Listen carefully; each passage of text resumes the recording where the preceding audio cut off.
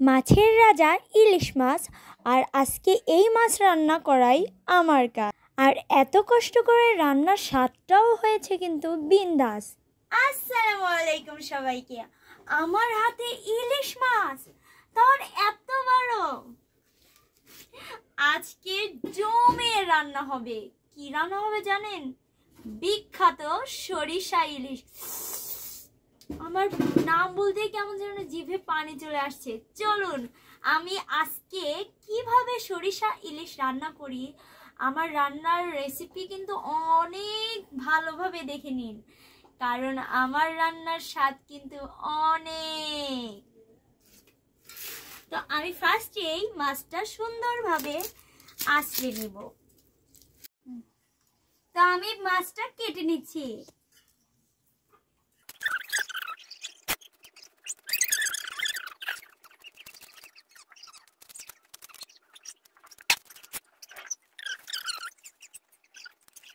তো সরিষা ইলিশ রান্না করার জন্য আমি ফার্স্টেই বেটে নিচ্ছি।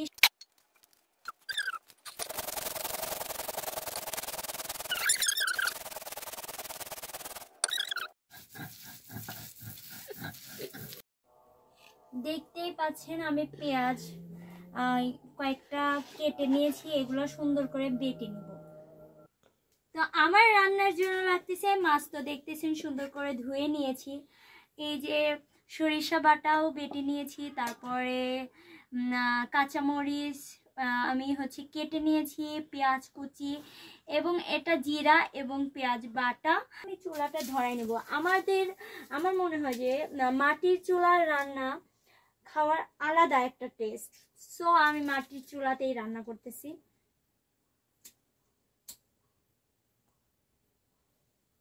তো আমি চুলাটা ধরিয়ে নিয়েছি এবং আমি যেহেতু সরিষা ইলিশ রান্না করতেছি, সো আমি সরিষা তেলটাই ইউজ করব।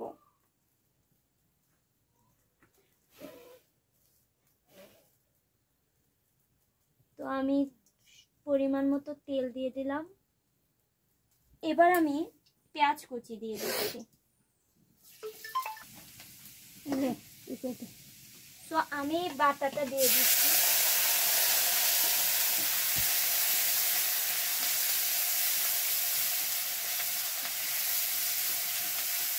সবকিছুই আছে, এখান থেকে আমি পরিমাণ মতো হলুদ গুঁড়া দিয়ে দেব।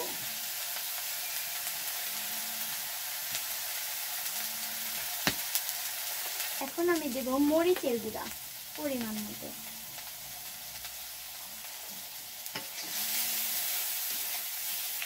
তো আমি এবার গোটা কাঁচামরিচ দিয়ে দিচ্ছি। হ্যাঁ, গোটা না, তো এটা একটা করে কাটা হয়েছে। তো আমি এখন সরিষা বাটা দিয়ে দিচ্ছি।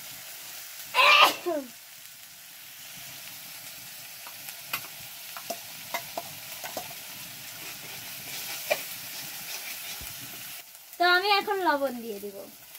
তোর কথাই চাই দিই।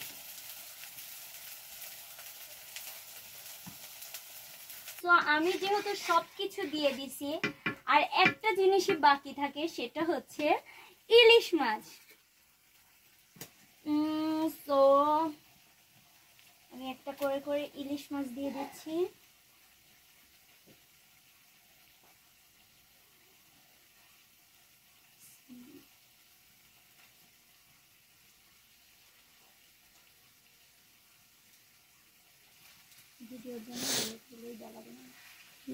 এখন আমি কষাই নেব, যাতে ভালোভাবে মাছের মধ্যে মশলাগুলো সবকিছু চলে যায়। ঠিক আছে, দেখেন দেখতে কি সুস্বাদু লাগতেছে, তাই না? একটু পানি দিয়ে দিয়েছি, এখন আমি এই পানিটুকু দিয়ে ভালোভাবে কষিয়ে নেব। আমার মনে হয় যে রান্নার জন্য কষানোটাই হচ্ছে মেন। স্বাদ হবে কি হবে না এই কষানোর ওপর নির্ভর করে। সো আমি পুরো পানিটুকু আমি কষিয়ে নেব। ঠিক আছে, তারপর আমি পানি যতটুকু লাগে ততটুকু দিব।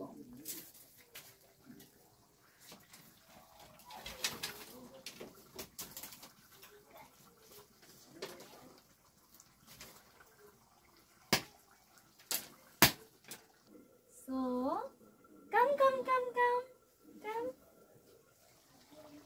টেন টেন, ওয়াও কি সুন্দর কালার এসেছে তাই না?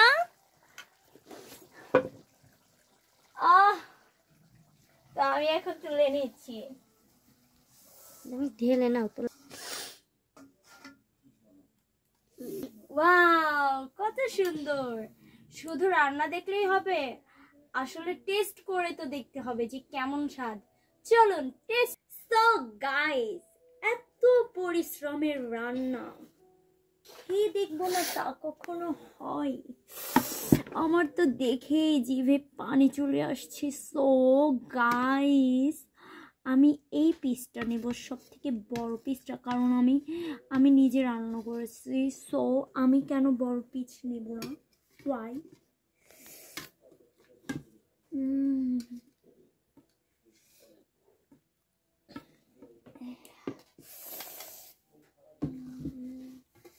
সো আমি এখন খেয়ে দেখবো গাইস কেমন হয়।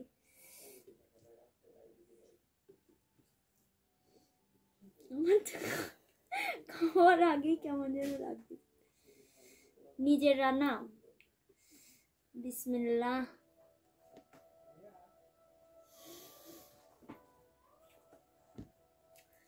গাইস আসলে নিজের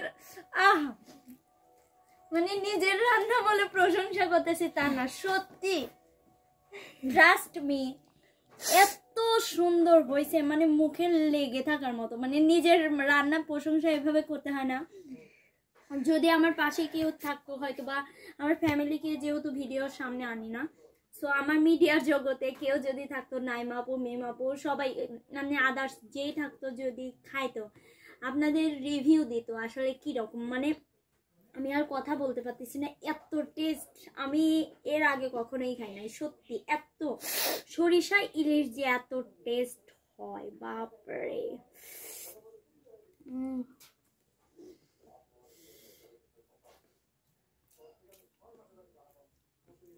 সো আমার মতো যে রান্না করতে চান, মানে এই রান্না যদি উপলব্ধি করতে চান, অবশ্যই আমার পক্ষ থেকে আপনাদের দাওয়াত রইল। আর যদিও না আসতে পারেন, সো আমার মতো আমার রান্নার রেসিপি দেখে সেম ভাবে আপনারা রান্না করবেন, দেখবেন সত্যি অসাধারণ। আমার আরো 2 প্লেট ভাত লাগবে, সত্যি। যে খাওয়া খায়।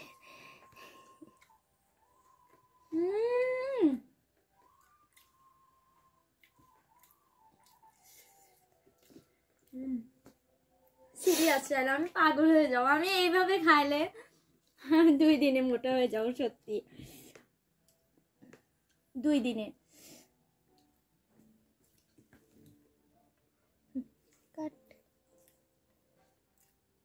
তো সুপ্রিয় দর্শক, আমার ভিডিওটা যদি আপনাদের ভালো লেগে থাকে, অবশ্যই আমার চ্যানেলের পাশেই থাকবেন।